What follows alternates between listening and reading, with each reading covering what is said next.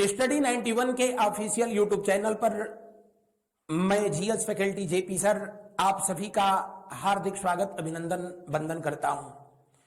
Prelims special के इस special episode में आप जैसा कि जानते हैं, लोक सेवा आयोग के द्वारा विगत परीक्षाओं में पूछे गए प्रश्नों का हम लोग यहां पर सिंहावलोकन करते हैं, जिन्हें आगामी परीक्षाओं में पूछे जाने के चांसेज हैं।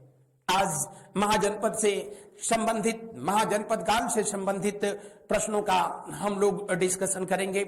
और जैसा कि आप स्क्रीन पर देख पा रहे हैं, महाजनपद काल से संबंधित जो है कुछ प्रश्न जो कि पूछे जाते रहे हैं, जैसे गोदावरी नदी के तट पर महाजनपद कौन सा स्थित था, या पूछा जाए कि कौन सा महाजनपद जिसके ठीक मध्य से होकर के सरयू नदी जो है गुजरती थी, कौन सा महाजनपद जो कि गंगा नदी के तटीय क्षेत्रों में स्थित था, कितने ऐसे महाजनपद थे जो गंगा के मैदानी क्षेत्रों में स्थित थे। ऐसे प्रश्नों का हम लोग सिंहावलोकन करेंगे, अध्ययन करेंगे। शुरू करते हैं आज का ये पहला प्रश्न। आपके स्क्रीन पर ये 16 महाजनपदों को दिखाया गया है, आप देख पा रहे होंगे। पहला प्रश्न पूछा जा रहा है, 16 महाजनपदों की सूची निम्नांकित में उपलब्ध है। आपके ऑप्शन है, पहला महाभारत, दूसरा अगुत्तर निकाय, तीसरा छांदोग्य उपनिषद, या चौथा संयुक्त निकाय।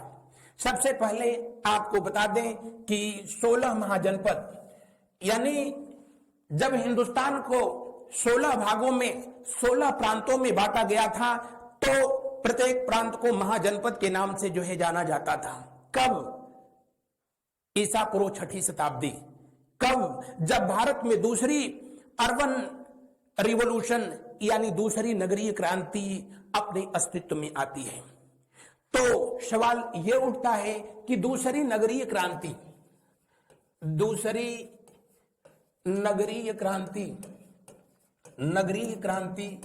का उदय कब होता है? तो आप बताएंगे ईसा पूर्व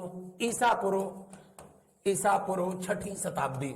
6वीं शताब्दी में दूसरी नगरीय क्रांति का उदय होता है, और इसे सेकेंड अर्बन रिवॉल्यूशन, दूसरी नगरीय क्रांति का नाम किसके द्वारा दिया गया था? तो आप बताएंगे कि गार्डन चाइल्ड के द्वारा इसका नाम सेकेंड रिवॉल्यूशन या दूसरी नगरीय क्रांति दिया गया था। किसके द्वारा? गार्डन चाइल्ड के द्वारा यह नाम दिया गया।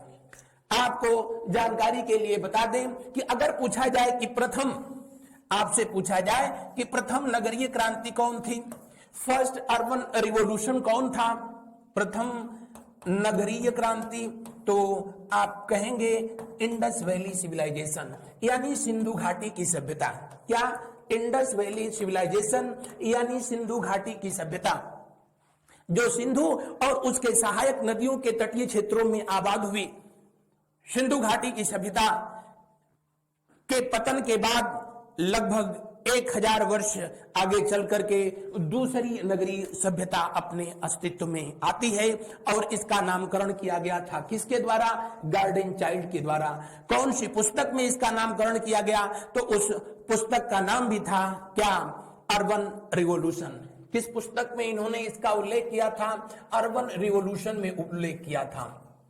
अर्बन रिवॉल्यूशन नामक पुस्तक में उन्होंने इसके उल्लेख किया कि 16 महाजनपद जो थे वो भारत में दूसरी नगरीय क्रांति का समय था। अब आपको जानकारी के लिए बता दें कि इन 16 महाजनपदों का उल्लेख, इनका उल्लेख कहां कहां प्राप्त होता है? तो जैन साहित्य, जैन धर्म के साहित्य में इसका प्रमाण मिलता है, और नहीं तो बौद्ध धर्म के साहित्य में इसका प्रमाण मिलता है। बौद्ध धर्म साहित्य में इसका प्रमाण मिलता है। अगर बौद्ध धर्म की बात किया जाए तो बौद्ध धर्म में इसका प्रमाण जिस पुस्तक से मिलता है उसका नाम है अगुत्तर निकाय। अगुत्तर निकाय।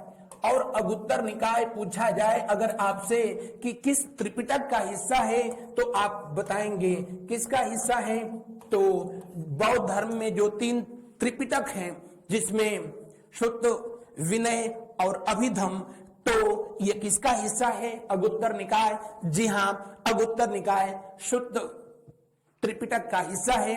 आगे चल करके शुद्ध त्रिपिटक को जब 5 भागों में बांट दिया गया, उसी का एक हिस्सा है क्या? अगुत्तर निकाय।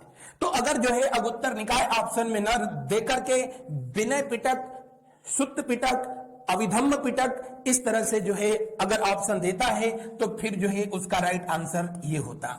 इसके अलावा जो है महावास्तु में भी, महावास्तु यहां से भी 16 महाजनपदों का प्रमाण जो है मिलता है। किस धर्म की पुस्तक से? बौद्ध धर्म की पुस्तक से इसका प्रमाण मिलता है, बौद्ध साहित्य से इसका प्रमाण मिलता है। अगर जैन साहित्य की बात किया जाए तो जैन साहित्य में इसका प्रमाण मिलता है भगवती सूत्र से। किससे प्रमाण मिलता है? किस पुस्तक से? भगवती सूत्र से इसका प्रमाण मिलता है। और भगवती सूत्र किसका हिस्सा है? तो आप कहेंगे कि जैन साहित्य में, जैसा कि आप जानते हैं, 12 अंग साहित्य लिखे गए, 12 उपांग साहित्य लिखे गए, उपांग साहित्य 10 जो है प्रकीर्ण साहित्य लिखे गए, 10 प्रकीर्ण साहित्य लिखे गए। इसके अलावा 6 छेद साहित्य लिखे गए, 4 मूल साहित्य लिखे गए। तो उसमें भगवती सूत्र जो है किसका हिस्सा है? तो आप कहेंगे कि अंग साहित्य का हिस्सा है। किसका हिस्सा है? अंग साहित्य का हिस्सा है। कौन? भगवती सूत्र।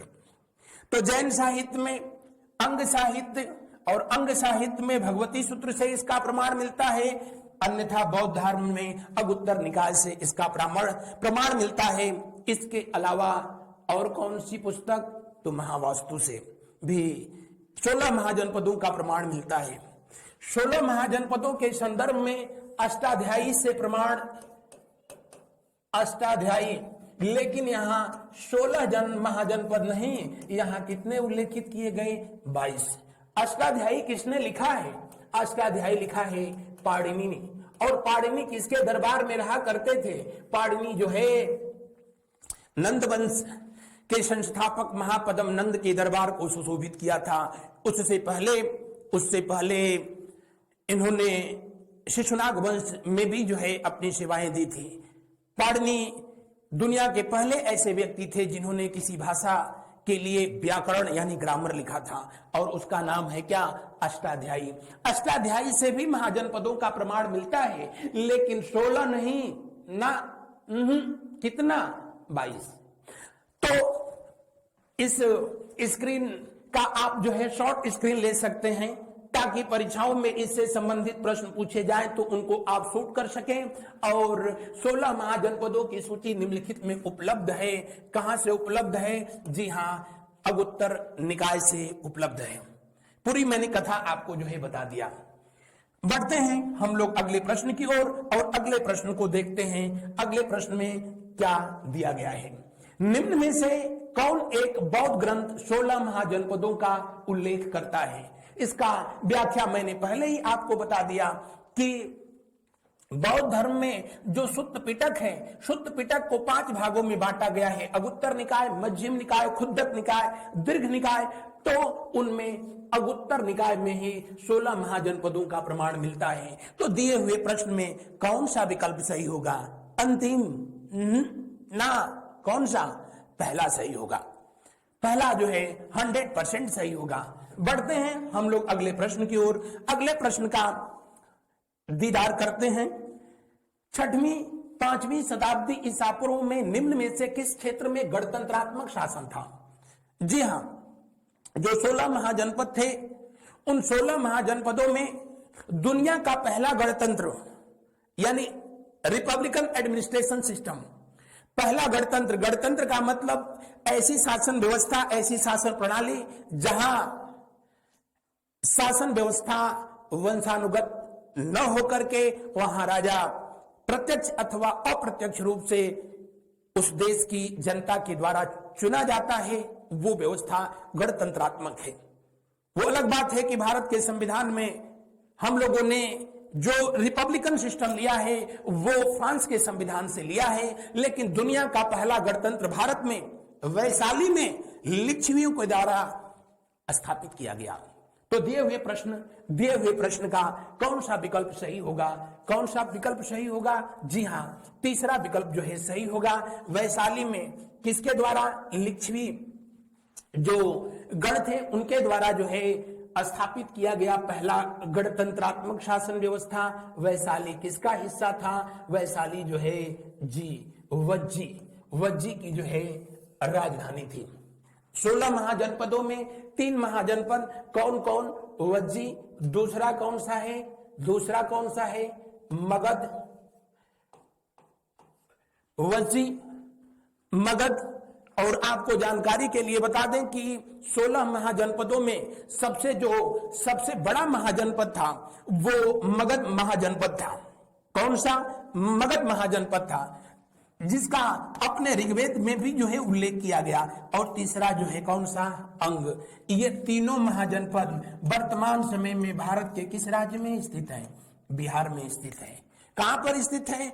बिहार में स्थित है। मगध जिसकी राजधानी जो है राजगृह या राजगीर जिसको आज हम लोग कहते हैं, गिरिवज्र भी आपको मिलेगा। अंग जिसकी राजधानी जो है चंपा थी, और वज्जी जिसकी राजधानी वैशाली वर्तमान में बिहार के मुजफ्फरपुर जिले का मुख्यालय है। और मगध जो वर्तमान बिहार के राजधानी पटना और गया के आसपास का जो है क्षेत्र है, जबकि अंग बिहार के भागलपुर मुंगेर के आसपास का जो है क्षेत्र है। तो आपसे पूछा जाए 16 महाजनपदों में कितने महाजनपद वर्तमान में बिहार में स्थित हैं? आप कहेंगे 3, जबकि उत्तर प्रदेश में कितने हैं? 8। लेकिन यहां प्रश्न के अनुसार कौन सा विकल्प सही होगा? प्रश्न के अनुसार जो है तीसरा विकल्प सही होगा, 100% सही होगा। बढ़ते हैं हम लोग अगले प्रश्न की ओर। अगले प्रश्न के बढ़ने से पहले ही बता दूं, मथुरा ये भी जो है यूपी में महाजनपद, काशी ये भी जो है यूपी में स्थित है। और उत्तर प्रदेश में जो है कुल कितने महाजनपद? बढ़ते हैं अगले प्रश्न की ओर। अगला प्रश्न आपके स्क्रीन पर यह दिख रहा है। क्या दिख रहा? अपनी समृद्धि एवं ऐश्वर्य के लिए किस प्राचीन नगर को महोदय नगर कहा गया? जी, आपके विकल्प हैं, पहला पाटलिपुत्र, दूसरा कान्यकुब्ज, तीसरा उज्जैनी या चौथा काशी। महोदय नगर जिसे वर्तमान समय में किस नाम से जाना जाता है? इसे कन्नौज के नाम से जाना जाता है। किस नाम से जाना जाता है? कन्नौज के नाम से जाना जाता है। और आपको जानकारी के लिए बता दें क्या कि कन्नौज को इत्र नगरी के नाम से जाना जाता है या ग्रास ऑफ उत्तर प्रदेश के नाम से जाना जाता है।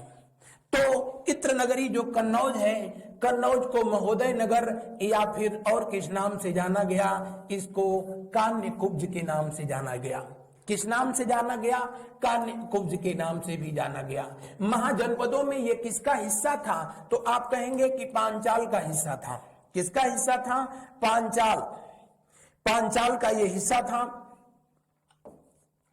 पांचाल जिसकी 2 राजधानियां, पांचाल की 2 राजधानी थी। कौन कौन सी? तो जो है पांचाल की जो पहली राजधानी जो पांचाल की थी अहिछत्र। पांचाल की 2 राजधानी थी, एक जिसका नाम जो है अहिछत्र, जो उत्तरी थी उसका नाम अहिछत्र था। और अहिछत्र वर्तमान समय में कहां है? जी हां, उत्तर प्रदेश का बरेली जिला। और दूसरा कौन सी थे? जो है दूसरा जो है काम्पिल्य। और ये कहां है? उत्तर प्रदेश का फर्रुखाबाद। तो कन्नौज पूछ रहा है, महोदय नगर कहा जाता था किसको? कन्नौज को कहा जाता था। और कन्नौज भारत का पहला ऐसा जो है लोकसभा संसदीय क्षेत्र है जहां से किसी मध्यावधि चुनाव में किसी महिला को निर्विरोध सांसद बनाया गया। किसको? डिंपल यादव को। डिंपल यादव जो कि वर्तमान में सपा के अध्यक्ष अखिलेश यादव की पत्नी हैं और 2012 में वहां से निर्विरोध जो है लोकसभा अध्यक्ष बनाई गई थी। ये भी तथ्य फैक्ट परीक्षाओं में पूछा जाता रहा है। बढ़ते हैं हम लोग अगले सेशन की ओर। उससे पहले बता दें, पाटलिपुत्र, जिसको कि अब हम लोग जो है किस नाम से जानते हैं, पटना के नाम से जानते हैं। किस नाम से? पटना के नाम से जानते हैं। और इस पटना नाम दिया था किसने? शेरशाह सूरी ने। लेकिन पाटलिपुत्र की स्थापना किसने किया था? उदयन ने किया था। उदयन, या जिसको उदयभद्र के नाम से जाना जाता था। तो दिए हुए प्रश्न का दूसरा विकल्प सही है, उज्जैनी। उज्जैनी जो वर्तमान समय में क्षिप्रा नदी के तट पर स्थित है, जहां पर कुंभ मेले का आयोजन किया जाता है। काशी 3 नदियों के तट पर स्थित है। कौन सी? गंगा, दूसरा वरुणा, तीसरा असी। असी और वरुणा और असी को मिला करके ही काशी को किस नाम से जाना जाता है? इसी को मिला करके इसे वाराणसी के नाम से जाना जाता है। किस नाम से जाना जाता है? वाराणसी के नाम से जाना जाता है। बढ़ते हैं हम लोग अगले प्रश्न की ओर। अगला प्रश्न देखते हैं किससे संबंधित है। निम्नलिखित में से कौन सा प्राचीन जनपद राजस्थान में स्थित था? जी हां, कौन सा महाजनपद राजस्थान में स्थित था? राजस्थान एक राज्य के रूप में 1949 में मार्च 1949 में स्थापित किया गया, जिसकी राजधानी जो है जयपुर है, पिंक सिटी ऑफ इंडिया। लेकिन महाजनपद काल में राजस्थान का जो क्षेत्र था वो जो है किसके अंतर्गत था? तो महाजनपद काल में ये किसके अंतर्गत था? मत्स्य के अंतर्गत था। किसके अंतर्गत? मत्स्य, जिसकी राजधानी कहां थी? विराटनगर। कहां? विराटनगर। वही विराटनगर जहां महाभारत में जब पांडवों को अज्ञातवास में भेजा गया था तो अपना अंतिम समय यहां पर बिताया था, विराटनगर में। विराटनगर जिसकी राजधानी थी। और मत्स्य वर्तमान जो है राजस्थान का कौन कौन सा क्षेत्र को जो है सम्मिलित करता है? तो आप कहेंगे कि जयपुर को, उसके बाद जो है कौन सा? तो भरतपुर को, उसके बाद कौन सा? तो आप कहेंगे कि अलवर को। किसको? अलवर को। तो दिए हुए प्रश्न का कौन सा विकल्प सही होगा? पहला ना, तीसरा मत्स्य। महाजनपद जिसकी राजधानी विराटनगर थी और ये वर्तमान राजस्थान का जयपुर, भरतपुर, अलवर का क्षेत्र था। पांचाल मैंने अभी बताया, जिसकी 2 राजधानियां थी, एक जो है अहिछत्र और दूसरी कौन सी थी? कामपिल्य। कौन सी? कामपिल्य जमुना नदी के तट पर स्थित है। और इधर अवंती की भी 2 राजधानी। अवंती की एक राजधानी, उत्तरी अवंती की उज्जैन थी। उज्जैन जो कि वर्तमान समय में क्षिप्रा नदी के तट पर है, अभी मैंने बताया। और दूसरी जो राजधानी थी वो कौन सी थी? जी हां, महिष्मती थी। कंबोज 16 महाजनपदों में यह क्षेत्र कहां पड़ता था? जी हां, कश्मीर का क्षेत्र। कश्मीर में रजौरी का क्षेत्र ये कंबोज महाजनपद के अंतर्गत आता था। बढ़ते हैं हम लोग अगले प्रश्न की ओर। उज्जैन का प्राचीन काल में नाम क्या था? अभी तो मैंने बताया, अवंतिका नाम था। क्या नाम था? अवंतिका नाम था। इंद्रप्रस्थ किसकी जो है राजधानी थी? कुरु महाजनपद की राजधानी इंद्रप्रस्थ थी, जो कि दिल्ली और मेरठ के आसपास का जो है क्षेत्र है। दिल्ली और मेरठ के आसपास का क्षेत्र है। तक्षशिला विश्व का जो है पहला यूनिवर्सिटी, पहला विश्वविद्यालय, जिसको राजा तक्ष के द्वारा जो है स्थापित किया गया। राजा तक्ष, ऐसी मान्यता है कि मर्यादा पुरुषोत्तम भगवान राम के सबसे छोटे भाई भरत के जो है पुत्र थे।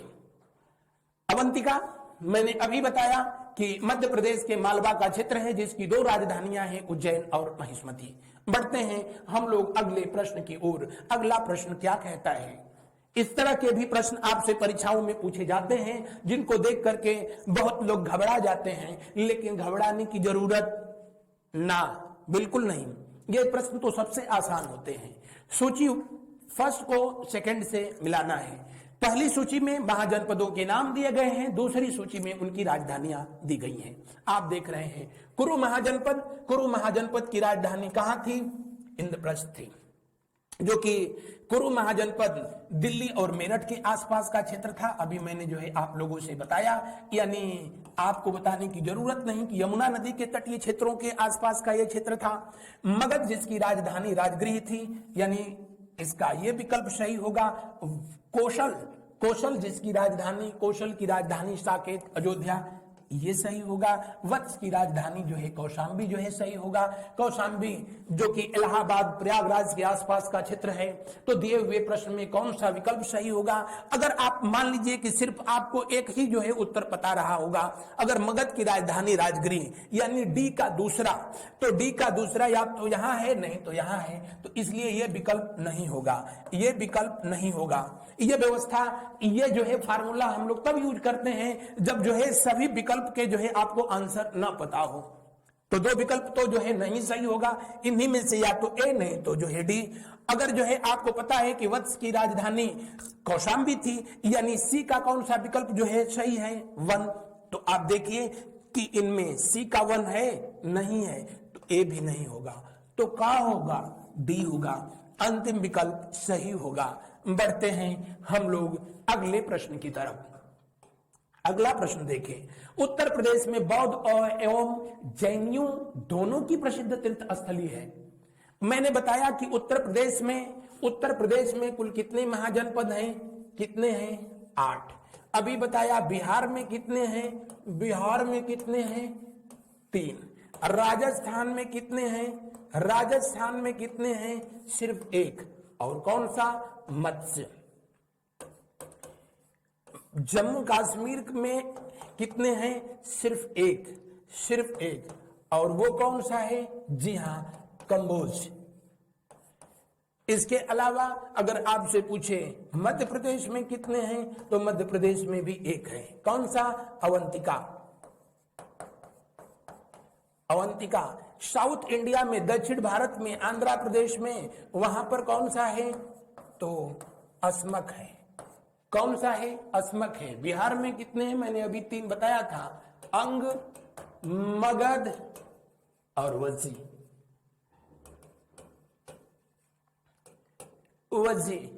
एक महाजनपद जो कि पिचासपुरी में पड़ता है पाकिस्तान में, और वो है गांधार जो कि रावलपिंडी के आसपास का क्षेत्र है। कौन सा? रावलपिंडी का आसपास का क्षेत्र, गांधार। तो इन 3 को याद कर लीजिए, 3, 4, 5, 6, 7 और एक जो है 8। जो अलग अलग क्षेत्रों में है उनको याद कर लें। जो बच गया वो कहां पर है? उत्तर प्रदेश में है। कहां पर? उत्तर प्रदेश में। प्रश्न में पूछा जा रहा है क्या कि उत्तर प्रदेश में बौद्ध एवं जैनियों दोनों की प्रसिद्ध तीर्थ स्थली कौन सी है? जी हां, दोनों की प्रसिद्ध तीर्थ स्थली है। कौन? कौशांबी। कौशांबी किसकी राजधानी है? वत्स की। वत्स की राजधानी जो है कौशांबी है। और कौशांबी में ही घोषिताराम। कौन सा? घोषिताराम। घोषिताराम बौद्ध विहार स्थित है। यहां का राजा जिसका नाम जो है उदयन था, उदयन नहीं, उदयन, ये दोनों अलग अलग हैं। उदयन के शासनकाल में ही भगवान बुद्ध जो है कौशांबी यानी इलाहाबाद की जो है, प्रयागराज की जो है यात्रा किए थे। और घोषिताराम विहार में उन्होंने विश्राम किया था। बौद्ध धर्म के लोगों के लिए भी इसका धार्मिक महत्व है। और जैन धर्म के जो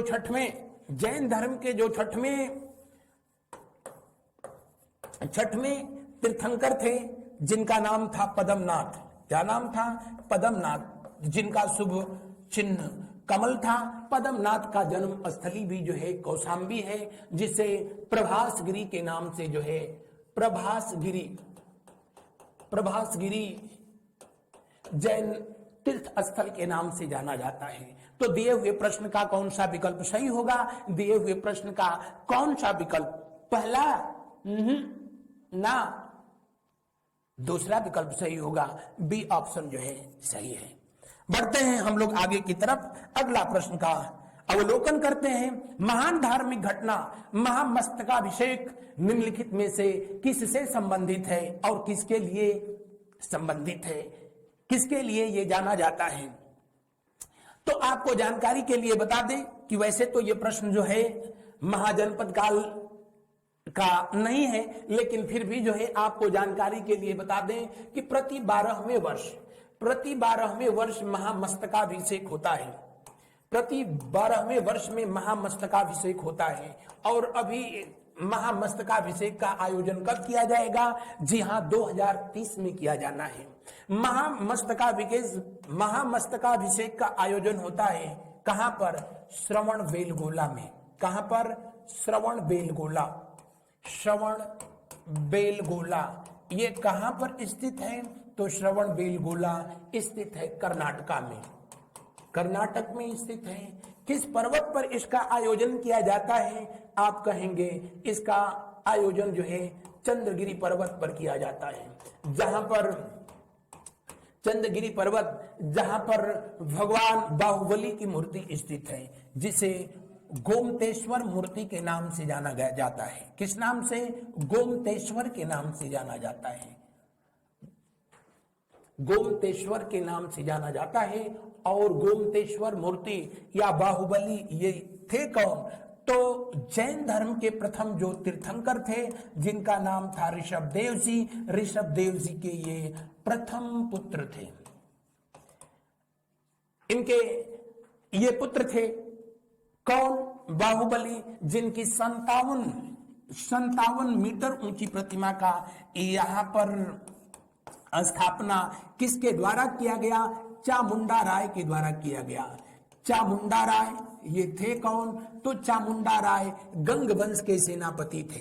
गंग वंश के सेनापति थे और उन्हीं के द्वारा इस मूर्ति की स्थापना हुई। एक ही पत्थर को काट करके बनाई गई ये दुनिया की सबसे जो है ऊंची मूर्ति है, जहां प्रति 12वें वर्ष पे महामस्तकाभिषेक का आयोजन किया जाता है, जिसे जैन धर्म के लोगों का महाकुंभ कहा जाता है। तो दिए हुए प्रश्न का कौन सा विकल्प सही है? पहला विकल्प सही है। बढ़ते हैं हम लोग अगले प्रश्न की तरफ। अगला प्रश्न देखें। श्रवणबेलगोला में गोमतेश्वर की विशाल प्रतिमा किसने स्थापित करवाई थी? मैंने जस्ट अभी जो है बताया, चामुंडा राय ने। और जो है गंग वंश के ये सेनापति थे। गंग वंश के जो है ये सेनापति थे। राजमल्ल वहां के राजा थे, उनके सेनापति थे। किसके? राजमल्ल, उनके ये सेनापति थे। इन्हीं के द्वारा गोमतेश्वर प्रतिमा का जो है स्थापना कराया गया था। जबकि बढ़ते हैं हम लोग अगले प्रश्न की ओर। अगला प्रश्न देखें। समाधि मरण किस दर्शन से संबंधित है? ये प्रश्न थोड़े से हमारे टाइपिस्ट महोदय की करिश्मा है, और कोई बात नहीं, आप लोगों के परीक्षाओं के दृष्टिकोण से फिर भी सही है। समाधि मरण या इसी को जो है कहा जाता है संलेखना। क्या कहा जाता है? संलेखना कहा जाता है। क्या कहा जाता है? संलेखना कहा जाता है। यह किस धर्म से संबंधित है? जैन धर्म से संबंधित है। जैन धर्म, और जैन धर्म में इसको और अच्छे शब्दों में कहें तो इसको इच्छा मृत्यु प्राप्त करना कहते हैं। क्या कहते हैं? इच्छा मृत्यु प्राप्त करना कहते हैं। पिछले दिनों यह चर्चा में इसलिए था कि माननीय सर्वोच्च न्यायालय के द्वारा, सुप्रीम कोर्ट के द्वारा यह कहकर के इस पर रोक लगा दिया गया कि संलेखना जो है सेक्शन 309 धारा 309 के तहत आत्महत्या का एक प्रयास है। और भारतीय संविधान के अनुसार हालांकि इसको अब रद्द कर दिया गया है, लेकिन धारा 309 को यानी आत्महत्या करने का प्रयास भी कानून के नजरों में गुनाह है। यानी आप मरना चाहते हैं तो कानूनन आप अपराधी हैं, ये गलत है। 306 उन लोगों के लिए जो है लगाया गया, उन जैन मुनियों के लिए लगाया गया जो कि आत्महत्या के लिए क्या करते हैं? प्रेरित करते हैं या उकसाने का काम करते हैं। तो इसलिए भी जो है संलेखना चर्चा में रहा था। और संलेखना करने का पहला जो प्रमाण जो है मिलता है वो मिलता है किसका? तो चंद्रगुप्त मौर्य का। चंद्रगुप्त मौर्य जो कि भारत में मौर्य साम्राज्य के संस्थापक थे और जैन धर्म के तीर्थंकर भद्रबाहु या भागभद्र के नेतृत्व में ये श्रवण बेलगोला में जाकर के चंद्रगिरी पर्वत पर संलेखना कर लेते हैं। इंद्र तृतीय भी एक भारतीय शासक हुए जिन्होंने संलेखना किया था। बहरहाल दिए हुए प्रश्न का कौन सा विकल्प सही होगा, कौन सा विकल्प सही होगा? अंतिम ना, दूसरा विकल्प सही होगा।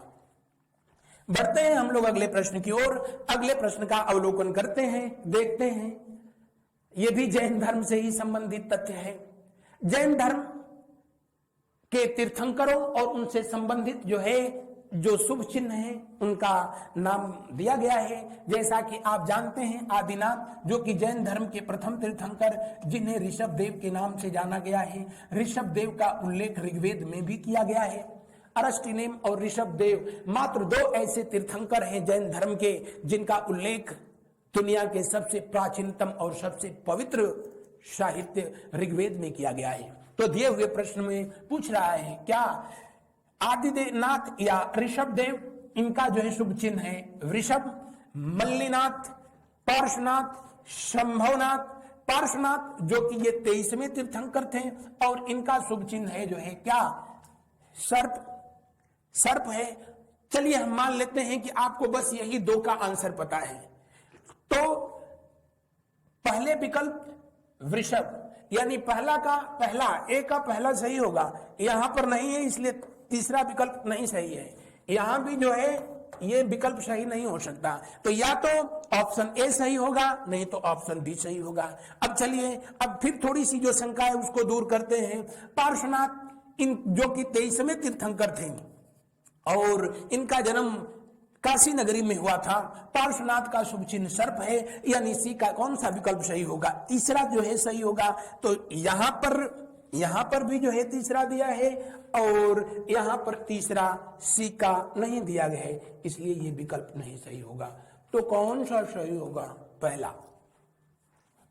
पहला विकल्प सही होगा। ये इसलिए मैं बता रहा हूं कि अगर आपको इसमें यही फायदा होता है कि अगर दो प्रश्न का भी आपको सही उत्तर पता है तो इस तरह से आप सही उत्तर तक पहुंच सकते हैं। अगला प्रश्न देखते हैं। अगले प्रश्न में पूछा जा रहा है, अगला प्रश्न में आपसे पूछा गया है क्या कि ये जैन धर्म के, बौद्ध धर्म के ये कुछ आचार्य हैं जिन्होंने कुछ सिद्धांत प्रस्तुत किए। जैसे नागार्जुन ने शून्यवाद का सिद्धांत, सापेक्षवाद का सिद्धांत या फिर इसी को माध्यमिकवाद का सिद्धांत कहा गया। माध्यमिकवाद का सिद्धांत कहा गया। और बता दें नागार्जुन किस धर्म से संबंधित थे? तो ये बौद्ध धर्म से संबंधित थे। किस धर्म से? बौद्ध धर्म से संबंधित थे। बौद्ध धर्म की महायान शाखा से थे। महायान शाखा का ही उप शाखा है शून्यवाद। तो दूसरे का कौन सा सही होगा? दूसरा। चलिए, गोशाल जिन्होंने आजीवक संप्रदाय की स्थापना की थी, इसका ये सही होगा, इसका ये सही होगा। भद्रबाहु जिन्होंने जैन धर्म में कौन सा संप्रदाय की स्थापना की? तो दिगंबर संप्रदाय की स्थापना की। वो जैन धर्म के लोग जो बिना कपड़ों में रहते हैं, निर्वस्त्र रहते हैं, बिल्कुल नेचुरल ड्रेस में, उन लोगों को दिगंबर कहा जाता है। और इस प्रथा की शुरुआत किया था किसने? भद्रबाहु ने। तो सी का कौन सा सही होगा? चौथा। तो या तो डी होगा, नहीं तो अब ये विकल्प तो बिल्कुल नहीं सही हो सकता है। गोशाल ने आजीवक संप्रदाय की स्थापना की, डी का 1 होगा। तो या तो ये सही होगा और नहीं तो ये सही होगा। अब ये नहीं हो सकता है। नागार्जुन ने शून्यवाद की स्थापना की, यानी बी का दूसरा सही है। बी का दूसरा सही है। तो दूसरा यहां पर है, यही सही विकल्प होगा, यानी ये गलत होगा। तो कौन सा विकल्प सही है? जी हां, पहला ना, बी ऑप्शन सही होगा। बढ़ते हैं हम लोग अगले प्रश्न की ओर। अगला प्रश्न किससे संबंधित है देखते हैं। किस राजा के राजप्रसाद में महावीर को निर्वाण प्राप्त हुआ? महावीर स्वामी जो जैन धर्म के 24वें तीर्थंकर थे, जैन धर्म में कुल 24 तीर्थंकर हुए हैं। तीर्थंकर का मतलब ही होता है आध्यात्मिक नियम बनाने वाले। आध्यात्मिक नियम बनाने वाले महापुरुष को तीर्थंकर कहा गया। जबकि जैन धर्म में ऐसे लोग जो कि निर्वस्त्र रहते थे उनको निर्ग्रंथ के नाम से जो है जाना गया। श्वेतांबर जो थे उनको आचार्य यति के नाम से जाना गया। यहां पूछा जा रहा है किसके राजप्रसाद में, तो मल्ली राजा सस्तीपाल के राजप्रसाद में। यानी कौन सा महाजनपद था, तो ये मल्ल जहां जनपद था। कौन सा? मल्ल महाजनपद। और मल्ल महाजनपद जिसकी 2 राजधानियां थी। 2 राजधानियां उसी में कहां पर, एक थी जो है पावापुरी और दूसरी थी कौन सी? कुशीनगर जहां पर कि महात्मा बुद्ध ने निर्वाण प्राप्त किया। पावापुरी जहां पर महावीर स्वामी ने निर्वाण प्राप्त किया। किस महाजनपद में? मल्ल महाजनपद में। तो दिए हुए प्रश्न का कौन सा विकल्प सही होगा? पहला विकल्प सही होगा मेरे प्यारे विद्यार्थियों। अगला प्रश्न को देखते हैं। निम्नलिखित में से कौन तीर्थंकर कृष्ण के चचेरा भाई माने जाते हैं? निम्न में से कौन तीर्थंकर कृष्ण के चचेरा भाई माने जाते हैं? अभी मैंने बताया जैन धर्म में कितने तीर्थंकर हुए हैं? 24 तीर्थंकर हुए हैं। और ऐसा कहा जाता है कि सम्राट अशोक के द्वारा सारनाथ में जो अशोक चक्र जो है, सारनाथ स्तंभ में जो अशोक चक्र है उसमें जो 24 तीलियां हैं जैन धर्म के 24 तीर्थंकरों को समर्पित हैं, जो वर्तमान समय में भारत के राष्ट्रध्वज में अशोक चक्र के रूप में जो है ठीक बीचों बीच जो है दिखाया गया है। हालांकि उसकी व्याख्या अपने संविधान में अलग तरीके से की गई है, लेकिन अगर धार्मिक जो है उसके पहलू को देखें तो ये जैन धर्म से ही संबंधित है। बढ़ते हैं अगले प्रश्न की ओर। उससे मैं बता दूं उससे पहले कि जैन धर्म में भगवान कृष्ण के जो चचेरा भाई माने जाते हैं वो जो है कौन से हैं? नेमिनाथ। तीसरा विकल्प जो है सही है। कौन सा? तीसरा विकल्प सही है। जबकि ऋषभदेव भगवान कृष्ण के समकालीन माने जाते हैं। अगला प्रश्न देखिए। 16 महाजनपद। गजब, 16 महाजनपदों को यहां पर दिखाया गया है। हालांकि 16 नहीं है, 10 ही दिखाए गए हैं। और कमबख्त कभी ऐसे भी प्रश्न पूछा गया था किसी परीक्षा में। आप 16 महाजनपदों में शुरू करते हैं पांचाल की राजधानी अहिछत्र। यानी ए का कौन सा होगा? दूसरा। ए का कौन सा है? दूसरा। यानी या तो बी होगा नहीं तो सी। ए तो नहीं हो सकता है, नहीं डी हो सकता है। सूरसेन जिसकी राजधानी मथुरा है, यानी बी का कौन सा है? तीसरा। बी का कौन सा है? तीसरा। हाँ यहां दे रखा है, दोनों में दे रखा है। अंग जिसकी राजधानी चंपा, सी का कौन सा है? चौथा। सी का चौथा यहां पर है, बिल्कुल सही है। कोई किंतु परंतु नहीं है, लेकिन यहां पर नहीं है, इसलिए यह भी ऑप्शन में नहीं हो सकता। चेदी जिसकी राजधानी चेदी महाजनपद, और ये बुंदेलखंड का क्षेत्र है, उत्तर प्रदेश में ही स्थित है, जिसकी राजधानी शक्तिमती थी। और दिए हुए प्रश्न का जो है कौन सा, इसकी राजधानी ये होगी, संभवतः दिया भी होगा। यानी कौन सा विकल्प सही है? बहुत ज्यादा किंतु परंतु करने की जरूरत नहीं। दूसरा ऑप्शन, बी ऑप्शन 100% सही है। आप इसको जो है देख भी सकते हैं, इसका स्क्रीनशॉट ले भी सकते हैं। बढ़ते हैं अगले प्रश्न की ओर। उससे पहले मैं आपको जानकारी के लिए बता दूं कि पांचाल महाजनपद कहां था? उत्तर प्रदेश में। सूरसेन कहां पर? उत्तर प्रदेश में। अंग कहां पर? बिहार में। अंग बिहार में। चेदी कहां पर? उत्तर प्रदेश में। मगध कहां पर? बिहार में। बिहार में। कुरु नहीं, कुरु। कुरु कहां है? यूपी और दिल्ली। कौशल कहां है? यूपी में। वत्स कहां है? यूपी में। मत्स्य कहां है? राजस्थान में। राजस्थान में। अस्मक कहाँ है? अस्मक एकमात्र महाजनपद है जो कि दक्षिण भारत में नर्मदा और गोदावरी नदियों के तट पर स्थित है, और ये जो है आंध्र प्रदेश में स्थित है। आंध्र प्रदेश में स्थित है। आपसे पूछे कि 16 महाजनपदों में सबसे दक्षिण में स्थित कौन था, तो अस्मक था। सबसे उत्तर में कौन था? कंबोज था। बढ़ते हैं अगले प्रश्न की तरफ। अगला प्रश्न, अभी मैंने इसका आंसर ही जो है आप लोगों से बता दिया था कि कौन सा महाजनपद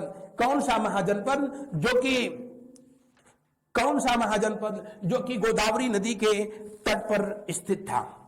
तो जी हां, गोदावरी नदी के तट पर कौन सा महाजनपद था? अस्मक। अस्मक, जिसकी राजधानी कहां थी? जिसकी राजधानी पोतन, या इसको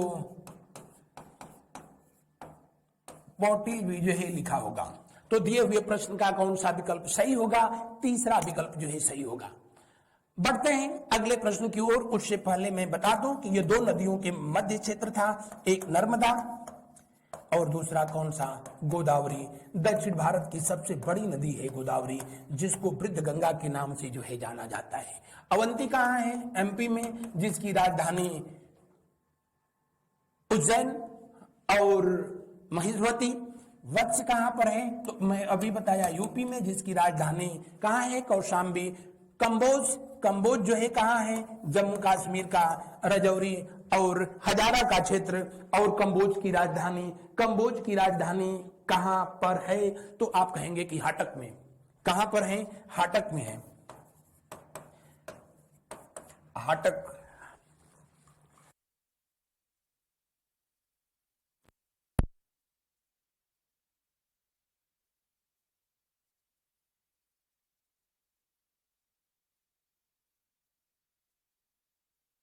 बढ़ते हैं अगले प्रश्न की ओर और देखते हैं अगले प्रश्न का कौन सा सही आंसर है।